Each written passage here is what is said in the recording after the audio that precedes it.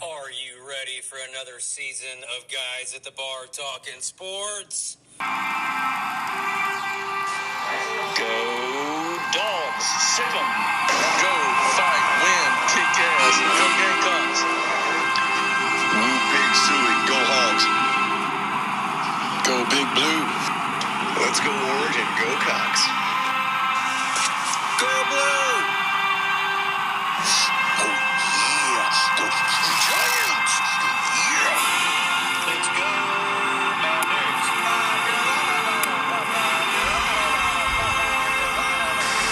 Who is that running out of the tunnel? No, it can't be. It's the Giant Killers, the Appalachian State Mountaineers.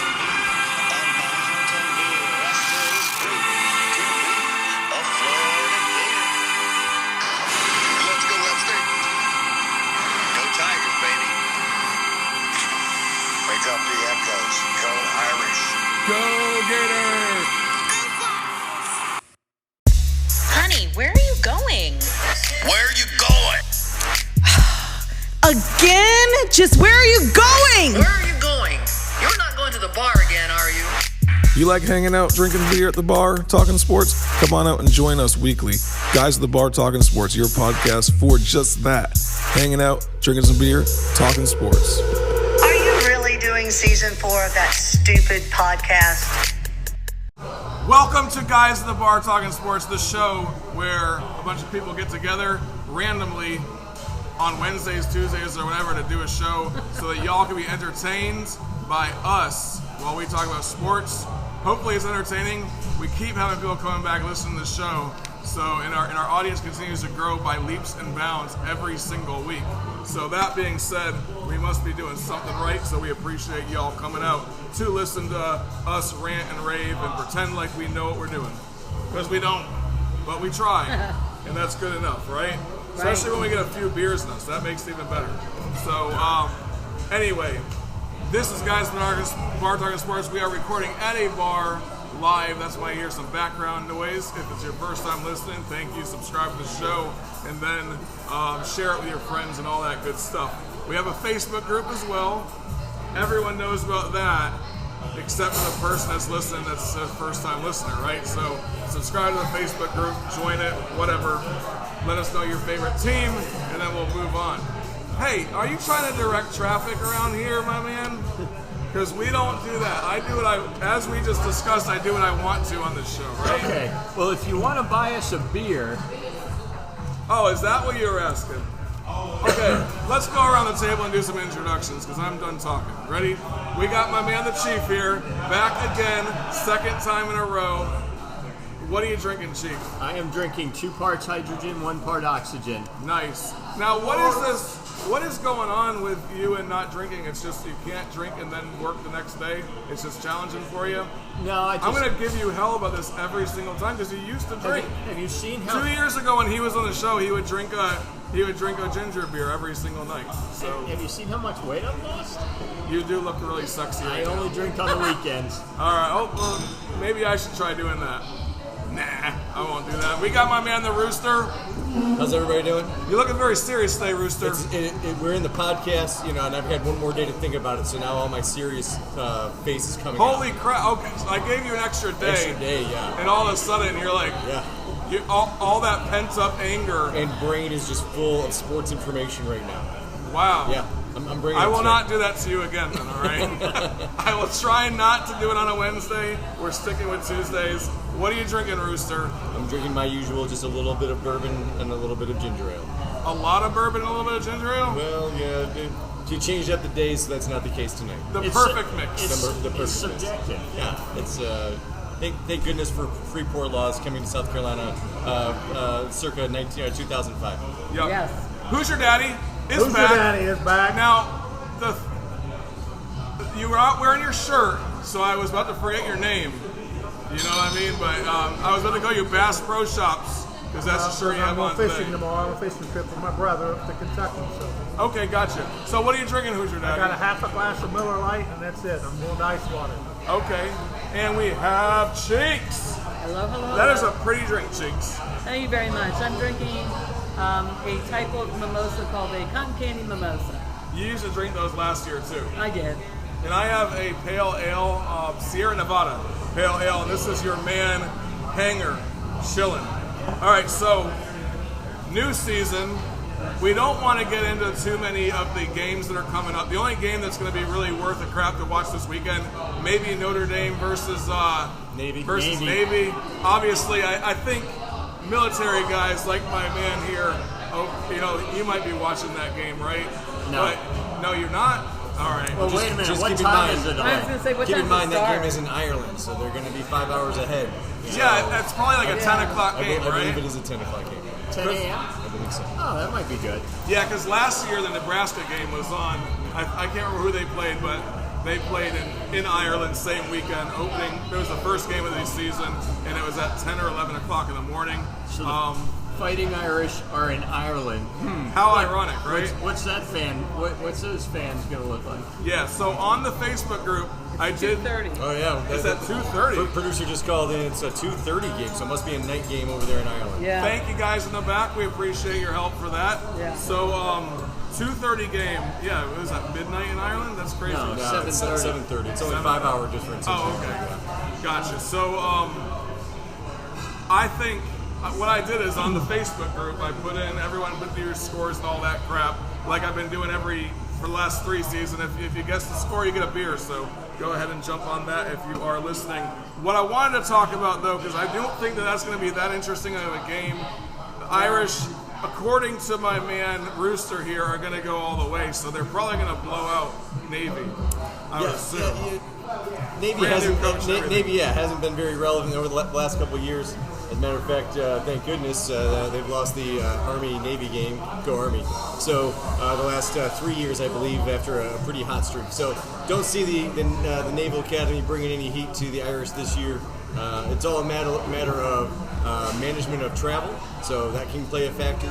But I think the coaching staff at the Fighting Irish will be able to prevail. And if I were going to make a bold prediction, I'm going to call it 35-10. 35 to 10. Oh, I'll let you do a prediction. Yeah. I wasn't even expecting predictions on that today because it's not on the list. The game is this Saturday. I get 31-3, so I'm right behind you. 33-7. I mean, Wow. It's going to be in that ballpark. yeah. Wow. Navy wins, baby. I'm just kidding. That's not happening. I was going to say, we were doing, wagers of a beer at the following show, so just keep that in mind. Yeah, All right, no more edibles before the show. that's right. Okay, so no more edibles and no more drinking way too much for the show.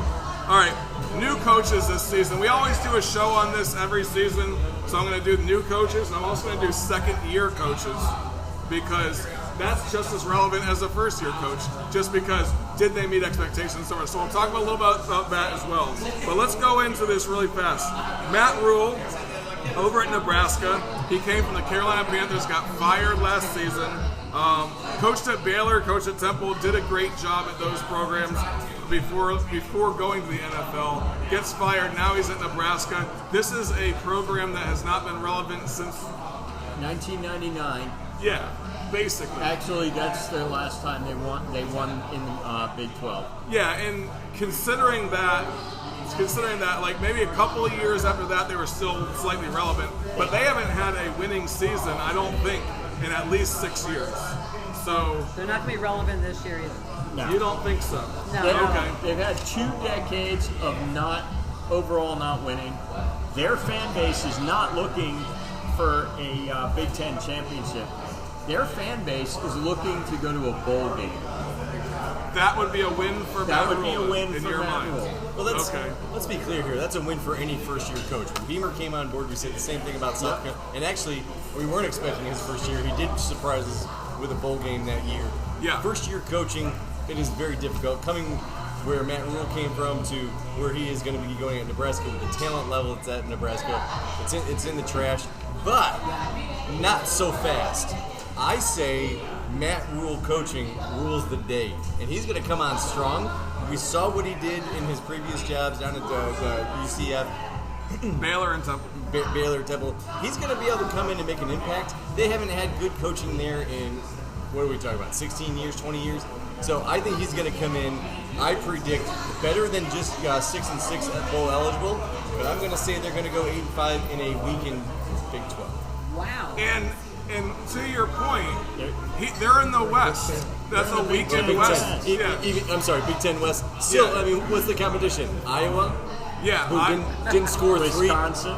Wisconsin, who's actually looking weak this year, in my opinion. In my opinion as well. So that's a good segue. And that gets into the next coach. But I did want to make a clear point on that, is that Matt Rhule did have a really good showing in the transfer portal. He was a top 10 transfer portal coach. So that being said, he was able to get the talent that he needs. I think that they could be an upset maker in the West, but I say that every year about Nebraska, and every year I've been proven wrong. Yeah. Well, this year you got some support, Hanger. Thank you very much. I appreciate that. And I think they're going to struggle to go 6-6. Let's focus in back into Wisconsin because we brought them up, and we have Luke Fickell coming over there from Cincinnati.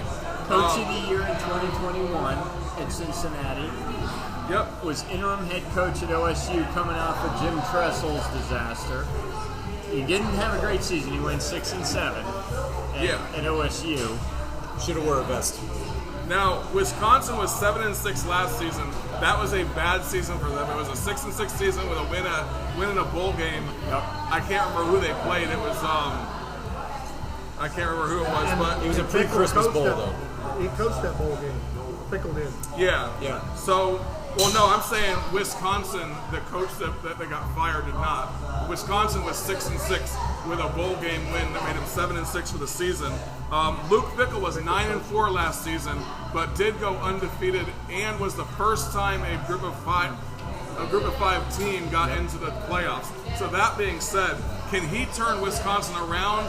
I don't think there's turning around going on because Wisconsin's been relevant for the last several years. I think they'll be a little more relevant. I think they're going to pick up a win or two.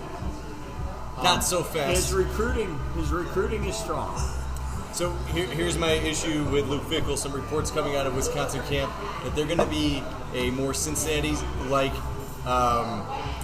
pass-heavy team. Okay, this is Wisconsin, outdoor stadium. It's going to be cold. You can't have a pass-heavy team with the recruiting that they have. The reason that Wisconsin has been relevant for the last 20 years, they've churned out 3 or 4 NFL running backs, and they've had an NCAA running back title in the last 20 years. You can't go into Wisconsin in an outdoor stadium, expect to be a pass-heavy team, and expect to win games in the Big Ten. It just doesn't happen. And that's where Cincinnati was last season and the season before. 100%. So for sure. I think that he's going to go in. I think he's going to have to spend another year recruiting players. I see another 7-5 type of season coming for Luke Fickell this year. Wow, okay.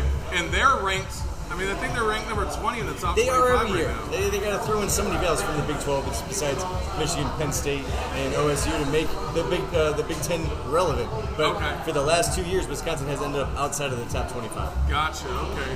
What do you got to say about that, Cheeks? Did you look this up a little bit before? No? I think that they will improve a little bit. I don't think you'll see anything massive. I don't think that they're going to be that relevant. They may improve by 1 or 2 games, but that's about it. Now they have to play Iowa. Iowa's going to be better this season than they were last. Yeah. But I was looking at Iowa. They had a really crappy season, but they ended up 8-5. That's not a bad season for Iowa. I think out of those 8 wins, 3 of them were because the defense and special teams scored more than the offense. That is true, yeah. Not kidding. Their defense was lights out. They only averaged like 17 points a game. Yeah, just horrendous. You can't go downhill from that. Yeah, on offense they have to get better. Defense still looks strong, so that might be a team that can contend in the West. Wisconsin might have a fight from them, but I think Wisconsin plays either Michigan or Penn State. I can't remember which.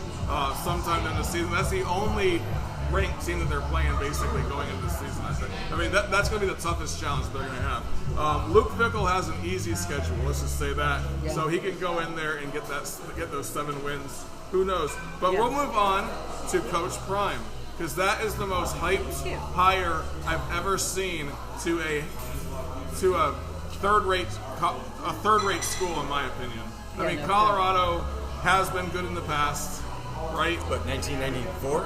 Yeah, it's been a long time, exactly. But this is a university that literally no one talks about. It's the easiest win on everyone's schedule every single season, basically. And Coach Prime goes in there. They can't even afford the guy. They pay him all this money to recruit all these people. He did have a good recruiting class. Do they make an impact in the season? Mark Slayback of ESPN says that TCU is going to hang 100 on him on the opener on September 2nd.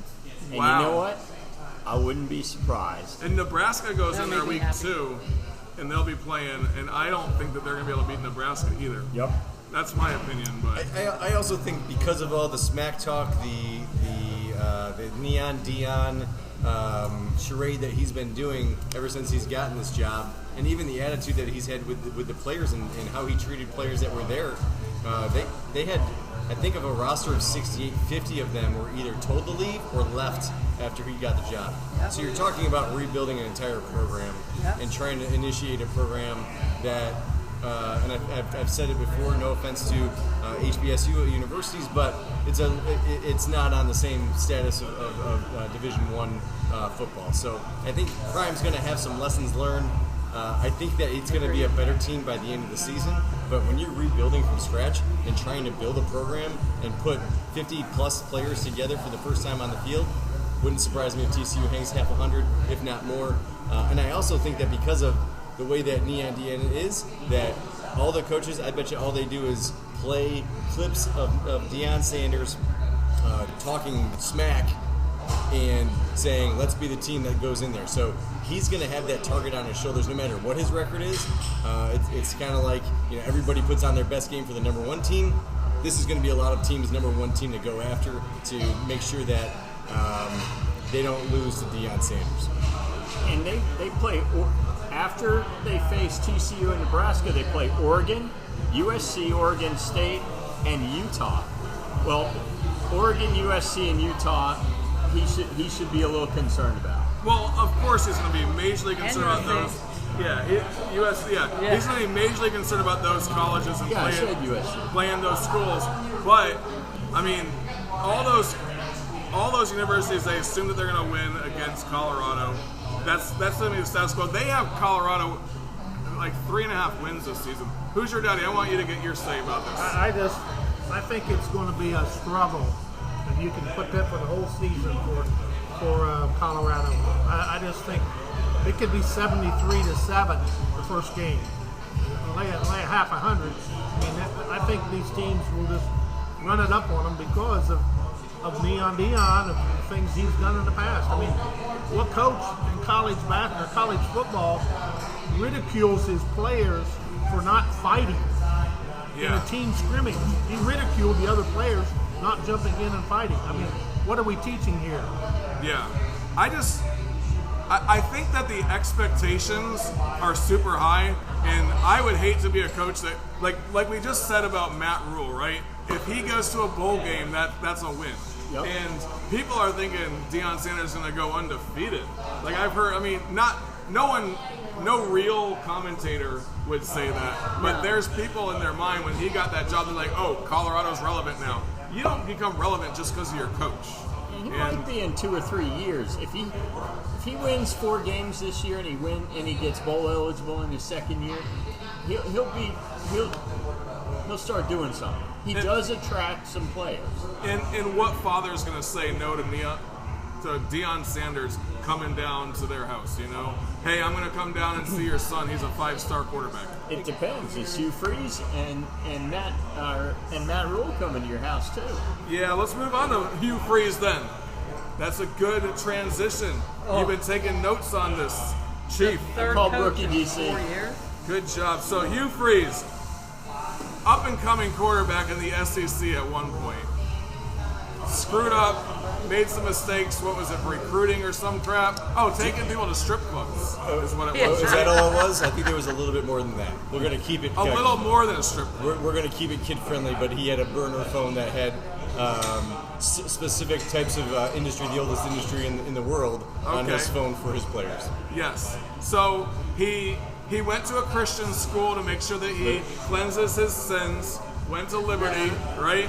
Came back, had some good seasons there, came back to the SEC, now he's at Auburn. What's going to happen, Chief? Well, first of all, when he went to Arkansas State, he won 10 games in his only season there. He took Liberty to 8 wins. And Liberty, though. Liberty. Yeah, Liberty ended up being ranked at one point last season. Multiple times. He's been a coach in the FBS for 10 seasons, only one of them losing. I think he's going to go into Auburn. I mean, Auburn's Auburn.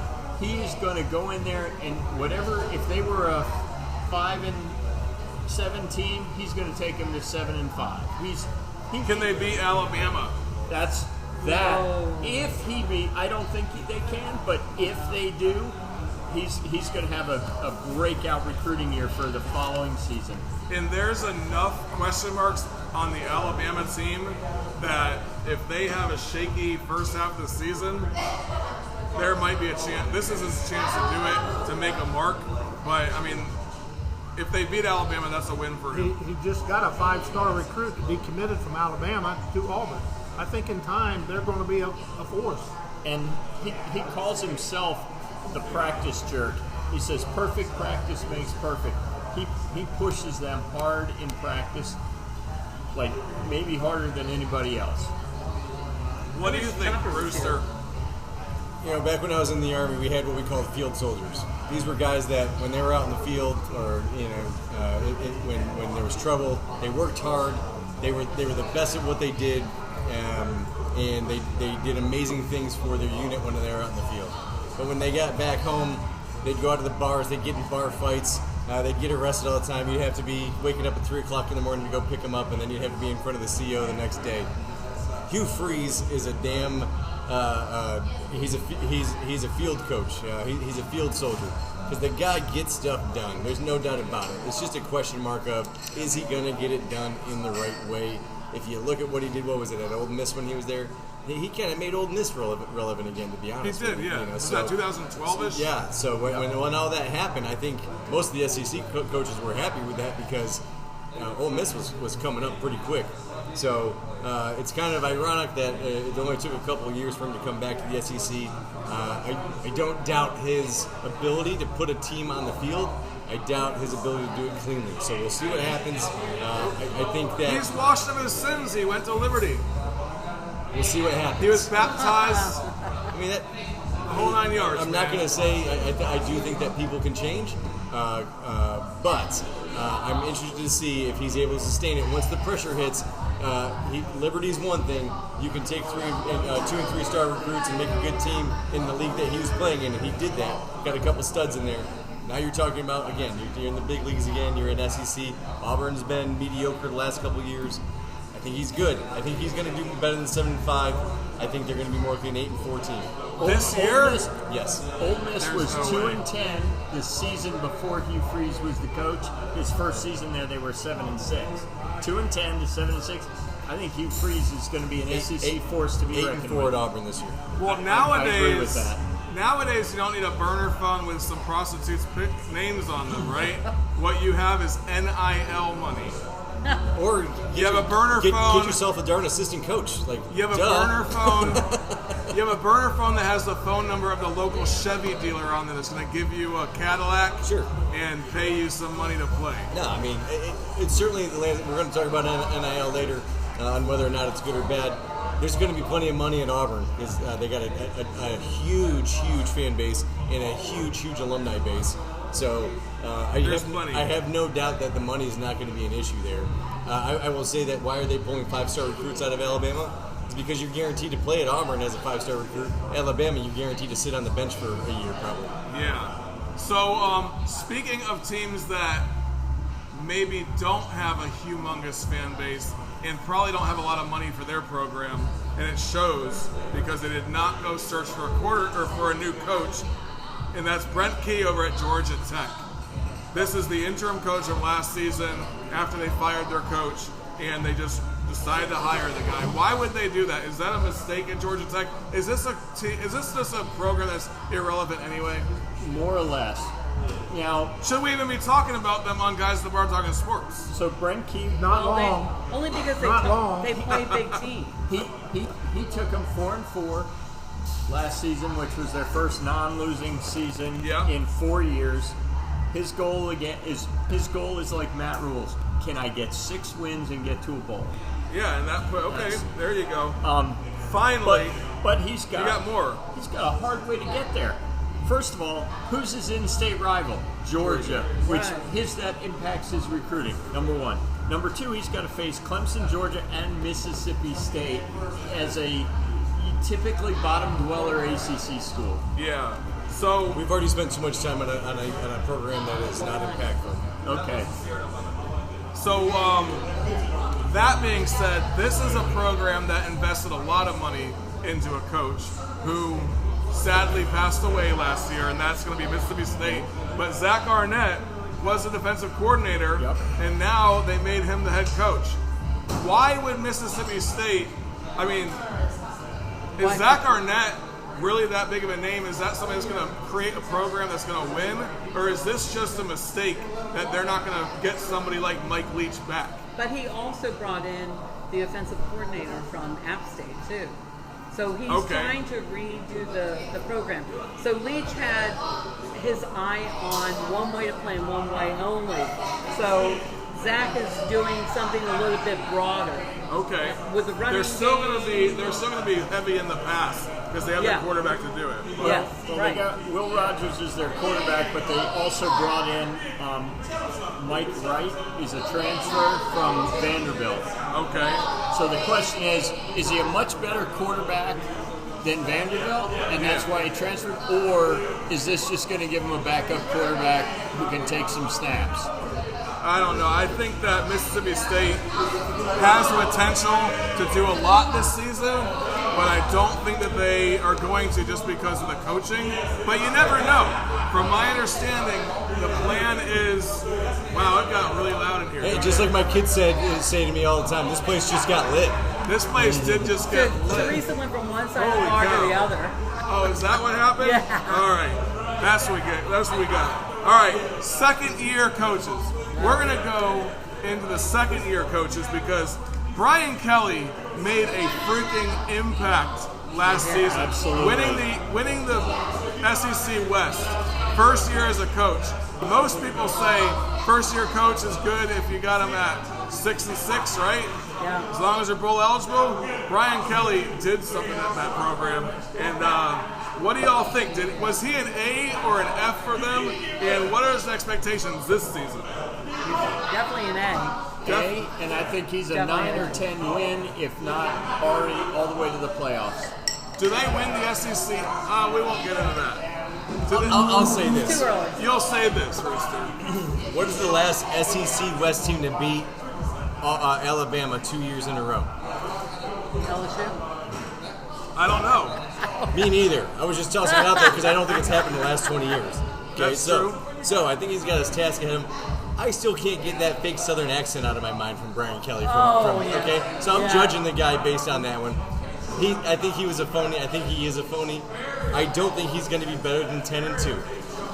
You think he's a phony? Don't think he's going to be better than 10-2 is really good. 80% of the teams in the country would be happy with 10-2, but this is the SEC. 10-2 doesn't get you in the playoffs. So he was nicely buttoned up over there at Notre Dame. He always wore a tie, very professional, very proper. He's down at LSU. He's wearing board shorts and flip-flops sometimes, you know? Just not the same. It's hot as hell down there. Not only that, but if you've ever been down there, that's the environment. I think he's trying to adapt and adopt the environment, and fit in, which is why he had the fake Southern accent when he did his first meeting, his first presser. And hey. His ego. Put him I put on a let fake Lou Holtz Southern. come back and coach, and they can play in the Ego Bowl. I do think that he's in his element down there. I don't feel like he's being fake. I think that, I don't know, I don't like LSU. They're always a team that plays Florida, right? But I'm a little bit jealous that they ended up getting Brian Kelly because he's a good coach. But he's not going to be around too long because he's an older guy, right? He's like 70. I'm not sure he's that old. I think he's in the mid-60s. But again, that gives you 20 good years if you're I mean, coaches stay around forever, right? What's Saban, 72 this year? Yeah. But anyways, I just don't think that he's going to pull it off 2 years in a row. I think LSU snuck up on some people last year. They're on the radar this year. People are circling them on their calendar. I think 10-2 is probably their upside. we'll see what happens. I think last year helped their recruiting. Yeah. So for real.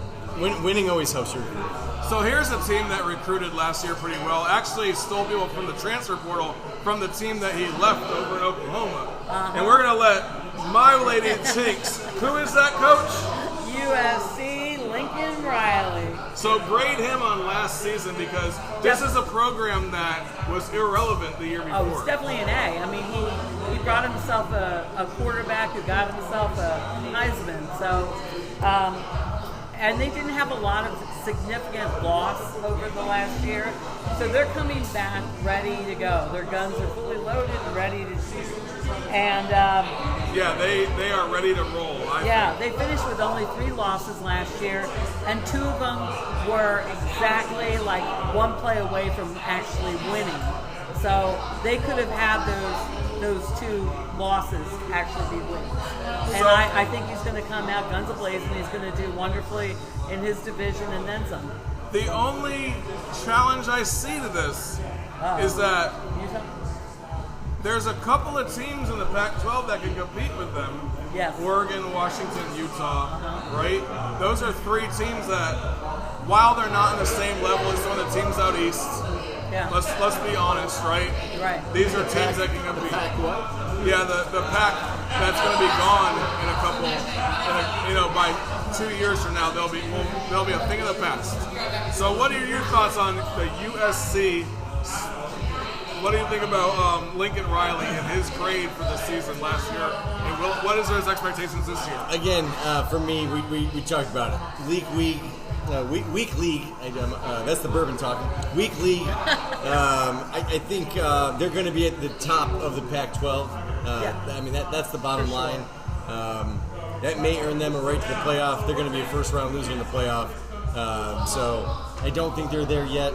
As far as his grade, I mean, obviously, to Cheek's point, I think it's an A as a first-year coach. I mean, we've already talked about it. If you're a bowl-eligible team in your first year as a coach, you're doing good. So I think he was an A. I think several of the coaches that we're actually talking about probably A's and B pluses for sure. Again, when we are talking about when they play a bigger school and they still have that one seemingly mistake game where they lose that they shouldn't lose. So I'm interested to see if they can win the games that they're supposed to win in order to be the top. I think they're 11-1 by the end of the season. Who's your daddy? You are. I mean, I'm sure you hold the Pac-12 dearly in your heart, being an Ohio State fan, having to go out to the Rose Bowl on a regular basis. Oh, yeah. So what do you think about this USC team? Remember last year at one point in time we talked about USC was ranked like 12th or something, whether it was preseason. Yeah. And we said it wasn't USC, it was Lincoln Riley. It was, yeah, we said that about that game. Because that ranking, he's done a great job recruiting people and bringing them in. I just don't know if they're, now in that conference, whether they're going to be the cream of the crop or take a step forward. I don't look for them to get the playoff. They're going to be extremely, it's going to be extremely hard for them to play against Oregon and win. That's going to be a good team this year. And Utah is going to be a major challenge. Yeah. Yeah, I heard that last year. Yes. So, one team that has a little bit of a relationship to USC since the coach came from there, and that is Oklahoma. Brent Venables came as the defensive coordinator over at Clemson. Probably what we always thought. I looked at him. I thought he was the best defensive coordinator in the country. Probably one of the best defensive coordinators ever. And then he goes to Oklahoma, and they were like 132nd in overall defense last year. What fell apart there? Did he meet expectations coming in? And what are his expectations this season to be relevant and not have the fans calling for his head? So this is Oklahoma's last year in the Big 12, correct? That is correct. So you got, last year, you had a new coach on a team that's changing conferences. I think it's a perfect storm. He didn't have time to do the recruiting. And he had a lot of defectors. Yeah. After he got and Lincoln Riley just coached that team. Yeah, and he took a lot of the good players. Oh, yeah. So the question is his recruiting class gonna bring him back? or not. What are your thoughts on that, Rooster? We have to change our mindset on if you're a good DC, when you move to head coaching, you're going to have good defense. The bottom line is, as a head coach, your job is to manage your coordinators. Okay, you're the head coach. You're going to set the direction. You're going to set your expectations, and then you have other people executing. So, with all those factors that we just talked about, he was playing plenty of freshmen, sophomores, underclassmen, all that kind of good stuff. The thing that I saw toward the end of the season was a team that had fight. That means it's good head coaching. That means he's starting to build a program that believes. Okay, yeah. We know that he's a good coach. We know that when he's on the sidelines and he's staring, I get a little scared when if I look at a film from 3 and 4 years ago. Yeah. When he's staring at somebody on the field, it's like, whoa, that's intensity. Like, he's got it. So he needs to have the right players in place. He needs to be able to teach his coordinators, because that's part of it, of what his expectations are in order to field the team. I have no doubts that maybe this year, I think Oklahoma's going to have a winning schedule this year. I don't think it's going to be better than 7-5, 8-4. That's where I've got them right now. I think it's 6-6, 7-5. So it's somewhere in that range. Yeah. But even when they come to the SEC, I think it actually helps him to recruit. Absolutely. And I think there's been a ton of talent from Texas and Oklahoma in that Midwest range that has defected away now that they're in the SEC. I actually think it helps those teams. And a lot of people thought, well, why would they go? Well, because the Big 12 wasn't as relevant as the SEC, so a lot of Texas players, which is a hotbed for recruiting, were going over to the SEC teams. Well, now you're in the SEC, kids. Stay. You're close to home. Got your big boy pants on. You better be ready to wear them next season. I think Oklahoma going to the SEC hurts Nebraska, hurts Kansas, hurts Missouri, even though Missouri's in the SEC, because Oklahoma has some... But don't forget, Texas is also going to the SEC, so you're kind of splitting that down the middle. Right. It's still a massive rivalry, but I'm a Venables believer. The guy is... Wow, look at you. And by the way, when he was at Clemson, I agree that he was the best defensive coordinator in the country by far. By far. Yeah. But just keep in mind what the role of the head coach is. It's not to be the defensive coordinator / head coach. It is to teach people how to be the best in their coordination roles. People like Saban, people like Kirby Smart. Kirby Smart came up through Saban for crying out loud. Yeah. So good head coaches make good coordinators to make good coaches again. Yeah. So that's where Venables is right now. Again, we just talked about the things that he had going on. I believe that give him 2 to 3 years. I think Oklahoma's going to be relevant again. You got to have recruiting is by far number one. You got to have some more filet mignon and get rid of the hamburger and bologna. There you go. To be a winning coach. So who's your daddy? Back when Marcus Freeman became the coach at Notre Dame, I don't know if you remember me saying this, but I said that was a dumb choice because he had no coaching experience really. He was like a year as an offensive coordinator at Notre Dame at best, right? I agree, and I think the reason some of these schools have named a coordinator or staff person, it'll help keep some of the players around together, okay. And not exit out on the transfer portal. Like, look at Oklahoma. What happened there? Yeah. I mean, you can look at Ryan Kelly could have poached that whole team. Yes, and I think by keeping Freeman there, they were able to keep kids intact. I don't know his youth and not ever being a head coach probably would affect him in close games. I don't know if he's going to be able to win the big game yet. For a team like Notre Dame, that was my biggest complaint is this is a school that has high expectations. This is a college that is going to be 9-3 every season, right? And they're making money. They have an amazing television contract on their own. They're getting money from the ACC and the TV contract they got with NBC, I think it is, ratings. Yeah. But he met expectations, exceeded expectations for me last year. And then my man Rooster here has them going into the top 4 this season. So what are you thinking about this Marcus Freeman guy, man? Look, so we kind of skipped over it about Mississippi State. They chose their defensive coordinator to bring him up. They did the same thing with Freeman. There is something to be said about bringing somebody up. and I'm going to use an example that made a lot of, it's an NFL example, but you had a head coach over there at Panthers that was doing something different last year as the interim head coach. His name escapes me. He's a former Appalachian State coach as well, so Pegan's probably going to yell at me for not remembering his name. But he started ground and pounding, and he started running 200, 300 yards worth of rushing on offense against the NFL, which you don't see that anymore. Yeah.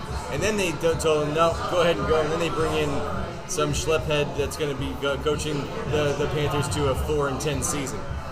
I think that some of these universities that are bringing some of their coordinators up when there's unexpected losses from the head coaching ranks, and they've already got the players' trust, so you don't have mass exodus like you do in some of the other places when you're bringing on an outside guy.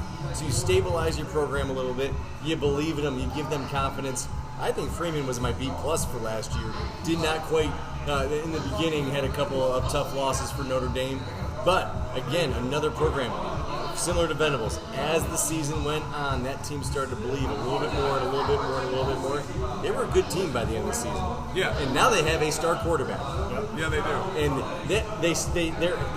their line is probably the only line outside of the SEC that competes with the SEC, to be honest with you, both on offense and defense, and that makes a difference. Because you look at Georgia, who's been bulldozing people at 320 pounds average per offensive lineman. Yep. Well, guess what? Notre Dame stacks up with those stats. Notre Dame offensive line averages about 312. Yeah. So, That'd be a great game. this is not the official part of the show where we go to it, but I'm going to start just calling it out in the middle of the show, and you better be on your toes. Okay. Be ready for your what the fuck, cheeks, what the fuck. So my what the fuck. You knew she was ready. She was the one that asked the question. I was just doing that because I knew that you guys would not be ready. We're ready. preparing you guys. What the fuck? What the fuck, Chief? How about the Yankees losing 9 straight for the first time in 41 years? What the fuck, Yankees? That's crazy. Yeah. It's a very short section of the show. You just say what you got. What the fuck, Cheeks? But she always has like 3. Mine is Lou Holtz. What the Cheeks hell? always Lou has Holtz. 3 of them. So, no, I only have one this time. It's Okay. Lou Holtz coming out with his own top 16. Everybody else comes out with 25. He comes out with 16. Georgia is not number 1. Georgia's number 5 on his starting top 16. He's got Michigan number 1. USC, University of Southern California, is number 2. I think he might have hit his head. All right. Yeah. Well, here's what you don't know about Lou Holtz is if you speak Lou Holtz language, Michigan actually means Georgia. Okay, it's a little bit of a lisp, and the tongue's getting bigger in his mouth. That's why you hit the And he mixes ESPN. words up. Yeah. Okay. So back to the coaching side of it, because we're gonna get off what the fuck for a minute, because this is a random occurrence that you say in the middle of the show, right? You can say it to me if you want to. I don't care. Like, I might say it to you twice. I might say what the fuck twice. So you I'm better be ready for ready. that, too. All right. So Tom Garrett's listener question. Tom Garrett's asked, which first year, and we were on the first year coach things, right? Which first year coach has the best record at the end of the season? And then the ones that we went through: Coach Prime, Luke Fickell, Hugh Freeze, Brent Key, and Zach Arnett. For me, it's definitely going to be Luke Fickell. Then you got Matt Rhule at Nebraska. But actually, I think Matt Rhule is going to be the winningest coach at the end of the season. Of course, you always say that. Yeah. I'm always high on the horse for the Gators and Nebraska at the beginning of the season. I know you're such a homer. Luke Fickell. Mine's Zach. Zach Arnett's mine. Okay. Who's your daddy? I'll say Fickell too because of their schedule. Yeah, because of their schedule. And what do you think? Not so fast. I'll go with Freeze. I said he's going to win 8 games. I'm going to say he's going to win 9 games. None of those other coaches are going to win 9 games. Chopper would be proud. And I'm a proud moment right now. I think Arnett's going to go at least 9. So. All right. Listener question number 2. Did I have a number 2? Yes, you do. All right, so say it for me. What is it, Cheeks? Chief wanted to do it. Remember? Chief. Yeah. Give me a listener question number 2. Okay, Bobby Wilkins asked, if we had relegation in college football, what D1 team or teams in Power 5 conferences should be relegated to the Group of 5 or the FCS? You have a lot to say about this, so I'm going to let you take it away. It's not relevant. It won't happen here. Why? Because it just doesn't. It's all about television revenue. Say it exactly how you said it earlier to me. and let my boy Bobby Wilkins know what you mean. So we're not going to see any schools moving down a conference because they have a losing season. We're not going to see any schools moving up. It's just the way it works. It's just the way it works. I agree. Good question, though. It's actually, I mean, that's how they do it in soccer over in the UK. And actually, that would be kind of cool in pro sports if we did that here in the U.S. for certain things. But maybe he wants to write a little piece and we'll put it on the site. Yeah. Let's jump down to NIL. Oh, God. We're a year in to NIL. Lots of things happening. Coaches are confused about it. Nick Saban's in Washington trying to pass laws based upon NIL recently. What are y'all's thoughts on NIL? I know that my man Who's Your Daddy has a lot to say about this, so I'm going to let you take it from here, Who's Your Daddy. I just think you get to... It's unfair to begin with due to the fact that some conference universities are located in cities where the revenue is much greater or the fan base is much greater from a revenue standpoint. So it's almost like a bidding war in this, getting players to leave, and you wonder why a kid goes from Alabama, decommits and goes to Auburn. Well, it's a bidding war. You never know what goes on behind the scenes. But I promise you, it's about the almighty dollar. And, that's true. I don't know how now that they've got it to this position, how they're ever going to rein it back. They have to figure out some way to control the money. Well, I don't know. I haven't figured this out yet. Before it ever come about. Yeah. It was just illegal. Right. Yeah. I mean, Right. And now it's. I mean, I remember the big talk back in Florida State days was that the car dealers around the area would pay for all the teams' all the players' cars. They'd give them a lease for 4 years or whatever on these vehicles. So it happened before, but now. I mean, they like the NCAA would get so pissed off at Kentucky, they put Western Carolina on 3 years probation for some minor violation they did. Yeah. That's an extreme. Right, but because they couldn't find out what the big universities were doing. But here's the thing: if you look at the premier programs in D1, so you're talking SEC, you're talking Big Ten, a couple of schools from the Pac-12, a few Big 12 schools, and maybe one or two ACC schools. When you look at it from that, there's only one starting quarterback on every team. There's a couple of backup quarterbacks. There's so many star running back positions, and so if you're a strong player, and you're not getting picked up at your first choice school, you're going to find a So school. you're shopping around. Of course.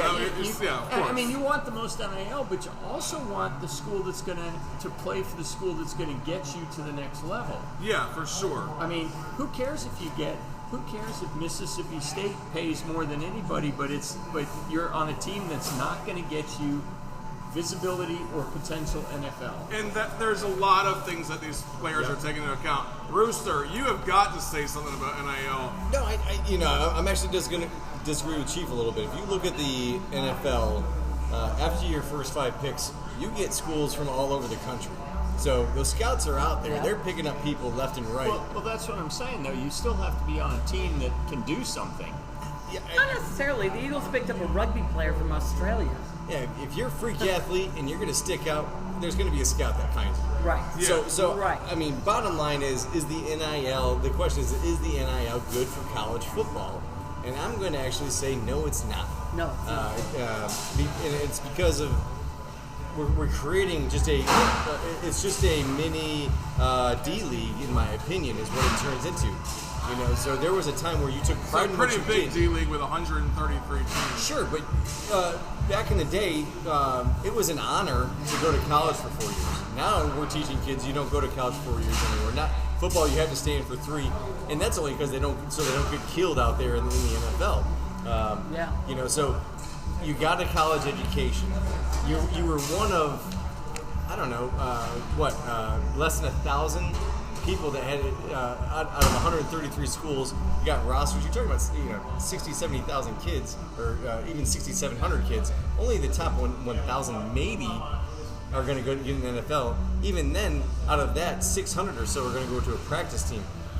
what we're really talking about here is kids are, in their minds, are just sacrificing their bodies to play football, and they're getting injured and all that kind of good stuff, and they want to get paid. And that's all there is to it. And that's what this is all about. I think the NCAA encouraged some of this on themselves by having too strict of rules. Yep, I agree with that. If the NCAA, I know kids right now that won't go play in the NCAA because they just want to be able to live their life a little bit. Yeah. Now you're talking about if you're going to be in the, if there still is that, if you're going to be in it, it's a full-time job. Well, why not pay these kids? Yeah. So has the NIL been good? No, I don't think so. Could the NCAA had prevented NIL by just saying, let's make sure that these kids do what they're supposed to do during season, and then for the rest of the time, they're not on NCAA time. It's a bass-backwards way of paying these guys when they could have just paid them.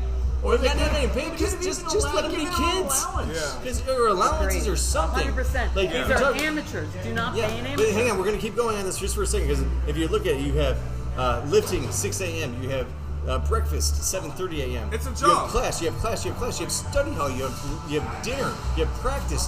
Like, it's a job, and that's a stipend of some sort, just so these kids could live. And no doubt about it, there's a lot of kids that are those freak athletes that we're talking about that came from very little. Yeah. And now you tell them go buy your own lunch or whatever. They're looking at you like, I don't have the money to go buy my own lunch. Yeah. What are you talking about? Yeah. I don't have I can't buy some of this extracurricular stuff. They can't even buy crab legs. I mean, jeez. It's like, regardless, but if you're stars for a SEC football team and you're reverting to stealing crab legs, not that was that instance in what you're talking about, but like that's a problem. You can't buy a movie ticket, right? I mean, so there should have been something that said, okay, we're going to allow these kids to do something, and it would have avoided all the things that we're talking about. Because now it's like, the highest bidder is the one that gets to win. Yeah. And nobody likes that either because it's an amateur sport. That's right. The NCAA created the problem. We gotta move on. We got 10 minutes left that we can record for, and this is what I'm gonna ask right here. This is gonna be a one team and a quick response. But which team is not in the preseason top 25 that you think is going to be in there and climb for the next 5 weeks? Chief, do you have any thoughts on that? No. You don't? Okay. That was not on your list. It was not on my list? I believe Who's Your Daddy asked this question to me. I have it. Okay. So, I wanted to know what sleeper team that you thought might be strong. I didn't say anything about the rating. Sleeper team. So sleeper team, I got an answer. I don't have a sleeper team, but the question was, who's not in the top 25 that's going to climb up? No, that's I didn't say anything about the top 25. But I try to change it a little bit, I guess, then. So my team that's not in the current top 25 that is going to finish maybe in the top 15, I'll say top 17 right now, University of South Carolina Gamecocks. Yeah, baby! All right. So here's mine. Did not expect that. Since I kind of blew you guys off on a question that you guys that screwed you all up, I guess. So I think it's going to be the Kansas Jayhawks. And the reason why I say this is because they are returning 17 starters from a team that went 5-0 to start the season that was ranked in the top. I think they were right in the top 15 at one point. Now, they did lose the next 3 or 4 games after that, which kind of fell apart. But this is a team that has potential to go 6-0, 7-0 right off the bat. And then they get into the hard part of their season. But that's going to put them in a position to get into that top 25 and then move their way up. And then they might fall back after that. So that's who I'm saying. And nobody would expect that, right? No, I didn't. So I was just looking it all up. Okay. So unfortunately, South Carolina is not going to be in the top 25 because my sleeper team is Drake May and the University of North Carolina.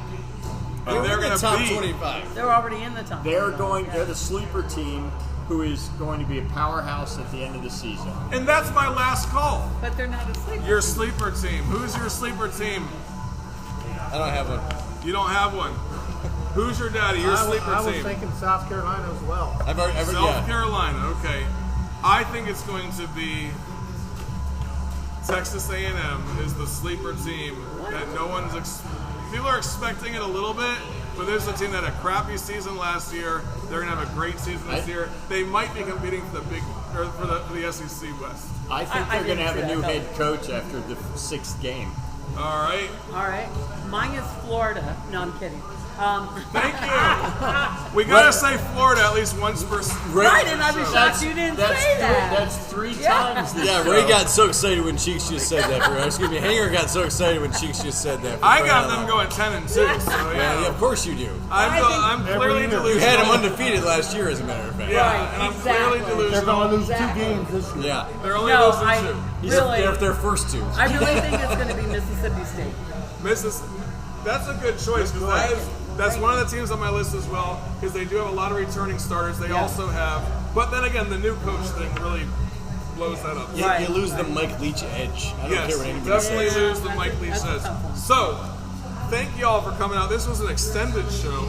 We went about 5 to 10 minutes longer than we normally do, but that's good because our listeners love listening to us talk, don't they? Yeah. All 12 we'll see about the comments tomorrow. All 12 of the listeners love hearing us talk. So thank you all for coming out. Thank everyone for listening to Guys at the Bar Talking Sports. Y'all know the name of the show. It's Guys at the Bar Talking Sports. And what do guys do when they talk sports at the bar? They drink beer. So if you want to buy us a beer, you can Venmo us. The Venmo is at Guys at the Bar Talking Sports.